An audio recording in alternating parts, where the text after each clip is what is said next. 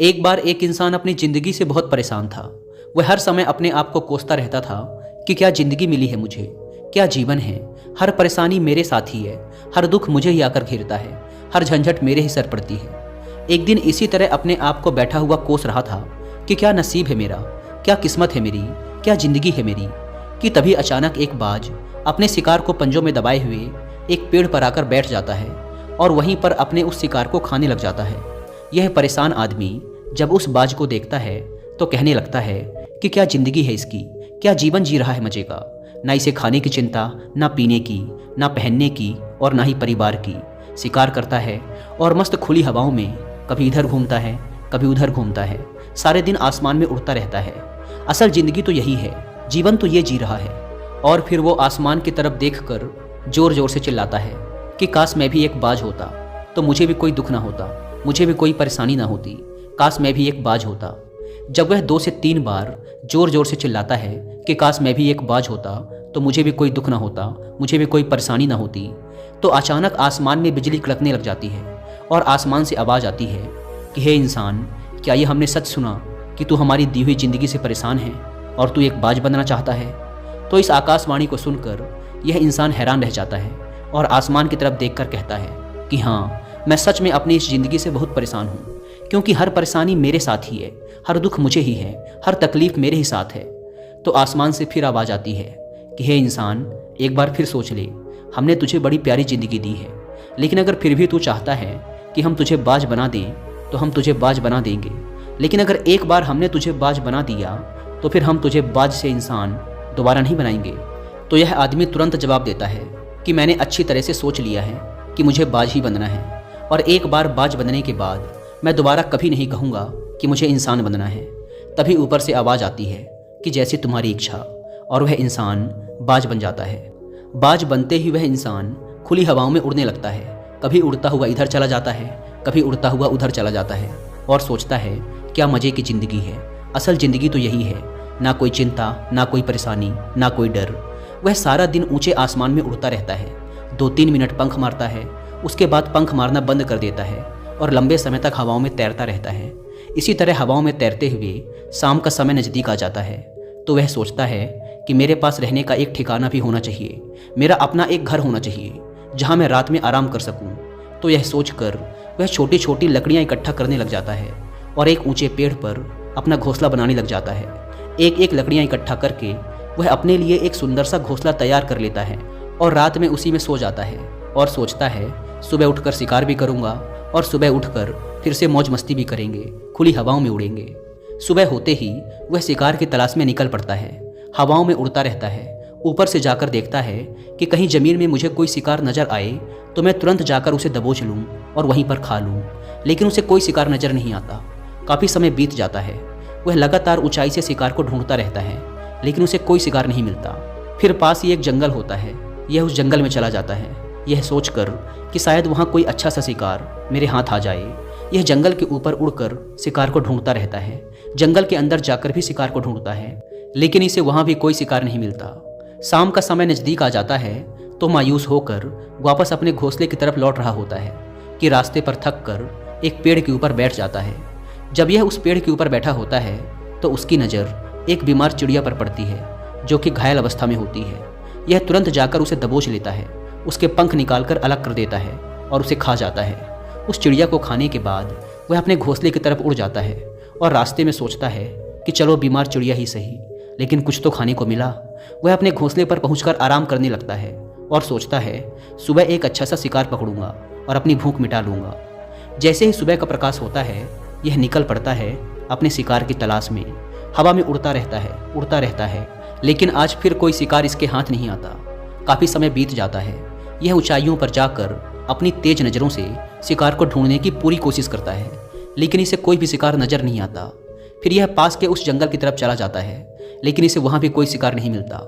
इसी प्रकार पूरे दिन उड़ते उड़ते शाम का समय नज़दीक आ जाता है तो यह निराश होकर वापस लौटने लगता है और रास्ते में एक पेड़ पर आकर बैठ जाता है। सोचता है शायद आज फिर कोई बीमार चिड़िया मेरा इंतजार कर रही हो, लेकिन हर बार किस्मत मेहरबान थोड़ी होती है। आज इसे कोई बीमार चिड़िया नहीं मिलती। यह थक हार कर वापस अपने घोंसले की तरफ चल पड़ता है और घोंसले पर पहुंचकर भूखा प्यासा ही सो जाता है और सोचता है कल सुबह एक बड़ा सा शिकार पकड़ूंगा और आज की भूख भी मिटा लूंगा। रात को अपने घोंसले में सोया होता है, गहरी नींद में होता है कि तभी एक भयानक तूफान आता है। इस तूफान की हवा इतनी तेज होती है कि इसके घोंसले को उड़ाकर एक जगह फेंकती है और इसे कहीं दूर दूसरी जगह फेंकती है। तो ये जहाँ पर गिरता है वहाँ नीचे एक नोकदार लकड़ी पड़ी होती है जो इसके पंजे में गड़ जाती है और इसे बुरी तरह घायल कर देती है। तूफान के रुकने के बाद बारिश शुरू हो जाती है। तेज बारिश होती रहती है पर यह किसी तरह से पेड़ों के नीचे छुपकर बैठा रहता है। बड़ी मुश्किल से इसकी रात कटती है। जब सुबह होती है तो बारिश रुक जाती है। बारिश के रुकते ही चारों तरफ खुशियाँ छा जाती हैं, चारों तरफ हरियाली छा जाती है। नदियाँ और झरने तेजी से बहने लगते हैं। सब कुछ फिर पहले के जैसा हो जाता है। लेकिन ये बाज अब पहले के जैसा नहीं रहा। इसका पाँव बुरी तरह घायल हो चुका है। इसके पंजे में जो लकड़ी लगी थी उसकी वजह से इसका पंजा बुरी तरह छत बिछत हो गया है। और मैं आपको बता दूं कि बाज का जो पंजा होता है वह उसके शिकार को पकड़ने के लिए सबसे ज़रूरी होता है, क्योंकि बाज अपने पंजों से ही अपने शिकार को पकड़ता है, दबोचता है और फिर अपनी चोंच के माध्यम से नोच नोच कर खाता है। लेकिन अब इस बाज का पंजा बुरी तरह से घायल हो चुका था और वह पिछले 2 दिनों से भूखा भी था। यह शिकार की खोज में थोड़ा सा उड़ता है कि शायद फिर कहीं कोई बीमार चिड़िया इसे मिल जाए, लेकिन कहाँ बार बार कोई बीमार चिड़िया मिलने वाली थी। वह कुछ देर तक उड़ता है लेकिन फिर भूख और दर्द के मारे थक कर एक पेड़ पर आकर बैठ जाता है। वह पेड़ पर आकर बैठ तो जाता है लेकिन उसे पता नहीं था कि यहाँ एक और मुसीबत उसका इंतजार कर रही है। और वह मुसीबत यह थी कि 8-10 कौवों का एक झुंड मिलकर इसे परेशान करने लग जाते हैं। इसके ऊपर आकर इसके घाव में चोंच मारने लग जाते हैं। उन्हें भी पता चल जाता है कि यह बाज घायल है और भूख की वजह से कमज़ोर भी है। यह बाज उनसे बचने के लिए थोड़ा सा उड़ता है और फिर जाकर बैठ जाता है। उनसे पीछा छुड़ाने का प्रयास करता है लेकिन वो फिर इसके पीछे आ जाते हैं। तो यह फिर उड़कर थोड़ी दूर चला जाता है लेकिन वो इसका पीछा नहीं छोड़ते और बार बार इसके पास आकर इसे परेशान करते हैं। कौवे अक्सर बाज के साथ ऐसा करते हैं लेकिन फिर बाज भी उनके साथ एक खेल खेलता है। जब कौवों का झुंड बाज को परेशान करता है और उनका पीछा नहीं छोड़ता तो बाज हवा में सीधी उड़ान भरने लग जाता है। वह तेजी से सीधा ऊपर की ओर उड़ने लग जाता है। कौवे भी उसके पीछे उड़ते हैं लेकिन कुछ देर तक उड़ने के बाद कौवे ऐसी ऊंचाई पर पहुंच जाते हैं जहां पर उन्हें ठीक से ऑक्सीजन मिलनी बंद हो जाती है। उनका दम घुटने लग जाता है, उनकी सांस रुकने लग जाती है। तो फिर वो वहां से ऊपर नहीं जा पाते। पर क्योंकि बाज तो बादलों से भी ऊपर उड़ सकता है इसीलिए वो तो ऊपर चला जाता है, लेकिन कौवे वहां से ऊपर नहीं जा पाते और वो नीचे आने लगते हैं। तो इस तरीके से बाज उनसे अपना पीछा छुड़ा लेता है। लेकिन ऐसा करने के लिए, इतनी ऊंची उड़ान भरने के लिए इस बाज के पास उतनी ताकत नहीं थी, क्योंकि ये भूखा भी था और घायल भी था। तो ये उड़ता और थोड़ी सी दूर जाकर बैठ जाता और कौवे फिर आकर इसे परेशान करने लग जाते। इसी तरह भूख और घायल हालत में एक दिन गुजर जाता है, दूसरा दिन गुजर जाता है, तीसरा दिन गुजर जाता है, लेकिन इस बाज की हालत में कोई सुधार नहीं हो रहा था। वह बद से बदतर होती जा रही थी। चौथे दिन जब ये बिल्कुल खत्म होने पर आ जाता है, इसके अंदर बिल्कुल ताकत नहीं बचती और इसका शरीर इसका साथ छोड़ने लगता है। तो यह किसी तरीके से उड़कर पास ही इंसानों की एक हॉस्पिटल होती है उसकी छत पर आकर बैठ जाता है और वहाँ से आने जाने वाले मरीजों को देखता है और अपने आप से कहता है कि काश आज मैं एक इंसान होता तो ऐसे छोटे मोटे जख्मों का हॉस्पिटल से इलाज करवा लेता, या किसी को बता देता कि मैं भूखा हूँ, परेशान हूँ, मेरे साथ ये परेशानी है।